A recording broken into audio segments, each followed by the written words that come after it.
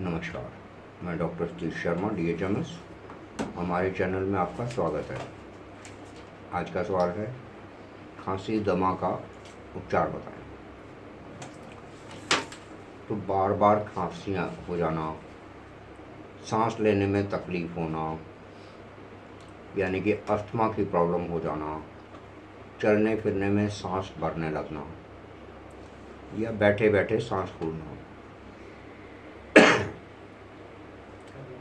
तो मेनली दमा की या खांसी की प्रॉब्लम, बार बार खांसी की प्रॉब्लम जो होती है, बहुत ज़्यादा स्मोकिंग करने वालों को, ज़्यादा स्मोकिंग की वजह से हो सकती है, गलत खान पान की वजह से हो सकती है, ज़्यादा फास्ट फूड तली फली चीज़ें खाना, ठंडा खट्टा बार बार लेते रहने के कारण हो सकती है, चेस्ट इन्फेक्शन की वजह से, चाहे किसी को बहुत पुरानी खांसी रही हो, बलगम वाली या सूखी खांसी हो, जिसकी वजह से चेस्ट इन्फेक्शन रह गया हो, तो दमा की शिकायत अक्सर हो जाती है। धूल मिट्टी से एलर्जी के कारण या नमी वाली जगह पर रहने के कारण मेनली दमा की प्रॉब्लम अक्सर देखी गई है।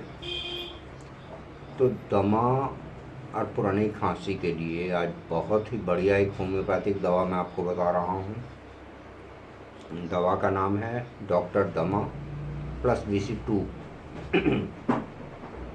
ये टेक्टिस इंडिया का गवर्नमेंट अप्रूव्ड फॉर्मुलेशन है और दवा कॉम्बो पैक में रहती है। इसमें 2 तरह का दवा होता है।